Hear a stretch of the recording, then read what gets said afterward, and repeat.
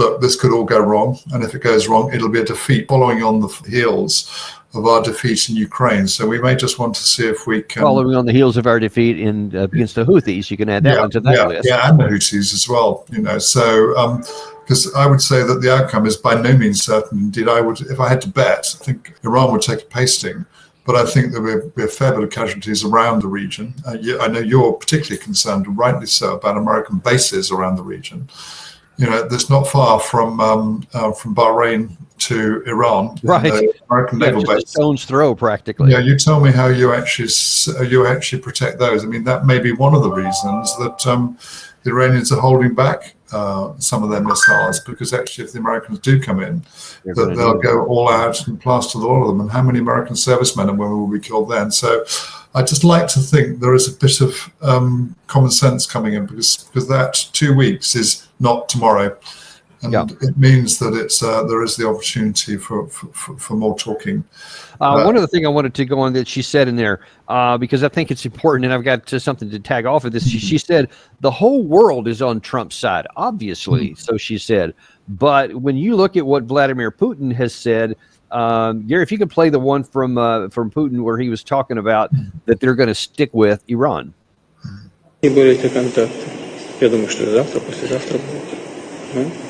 Мы продолжаем наши отношения. Это первое. А второе, я уже об этом сказал. Наши специалисты работают в Бушере. 250 человек. И еще командированные. Общая численность может достигать 600. И мы не уходим. So that sounds to me like Russia saying, hey, we have 250 of our folks at Bashir, which is one of the main nuclear energy facilities, and we might even more than double it, up to 600 people. And that look of determination still on his face looked to me, and I interpreted it, you can tell me what you think, that he basically said, I dare you to test me on this. Yeah, I think the message is that we're not backing out of Iran. We made an agreement with Iran we have a military relationship with Iran, so we're not backing out, and indeed we're prepared to actually invest more if necessary. And if they're starting to put in S-400 and even S-500, probably not S-500, but if they did, then I certainly, as an aviator going over Iran, I'd be nervous, because if indeed they have shot down F-35, key point there is stealth aircraft. So, very small radar signature, but if they've shot them down, there's talk about 2 or 3 F-35 being shot down. It means that stealth isn't the protection necessarily that you need. And so you've got to need a much better SEAD campaign, suppression of enemy air defense campaign. So I think it's very important that the Russians are doing that, but very important the Americans actually take note of that as well, especially if you're looking for a post-Ukraine war position where the Americans and the Russians are getting back into a more collaborative, not necessarily collaborative, but a diplomatic relationship. Yeah, it's diplomatic. Which we're all desperate for. But to say that the rest of the world is against Iran, it's simply untrue. I mean, the rest of the world. And of course, we also have China itself in the last 48 hours or so reportedly has sent 4 747 style plane loads of military gear. We don't know what. At least I haven't seen any reports that have said what it is, other than that they came in and dropped off something before going back. So that doesn't seem like they're all on a Trump side as well. You know what? You mentioned earlier in this episode here that there was lots of people who were kind of even here still detached from reality and thinking that the impossible can be attained, even though a base analysis that you have done here for us shows that there is so much more downside than there is upside for potential U.S. entry into this in an offensive way. But there are still plenty of folks on the U.S. side that are very much in the denial camp, to the point to where they are probably cheerleaders. Let's look first at our brother Lindsey Graham. The days of expecting Israel to sit on the sidelines and not go to the heart of the beast are over. Take this regime down, make the world a better place. So just straight up regime change. And so this guy, he's a golfing buddy of Trump, not just a Republican somewhere. This guy has a close relationship with Trump going back many, many years.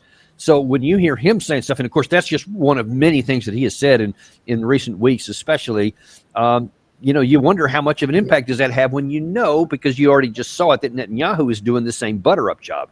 What do you think of that? I mean, what's the strategy? How's he going to do it? I mean, we talked a couple of sessions ago about the platoon of generals who have been saying how this should be done. We should put him straight in that platoon and send him across and see how he thinks about Best idea I've ever heard. I love it. Yeah. But what is the strategy? How are you going to do your best shot, I would have said, for the regime change was the surprise attack. It didn't work. So the only other alternative, I very much doubt how will you achieve it by a strategic bombardment?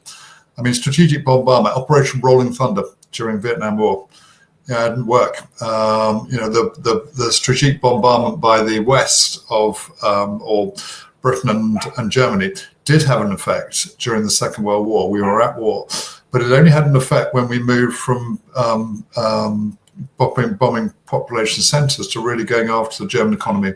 Then it started to make a difference. And then you had ground troops going in mass. Yeah, you had ground troops all coming that together. Well. Yeah, so it was sort of strategic all arms combat, if you like. What with that and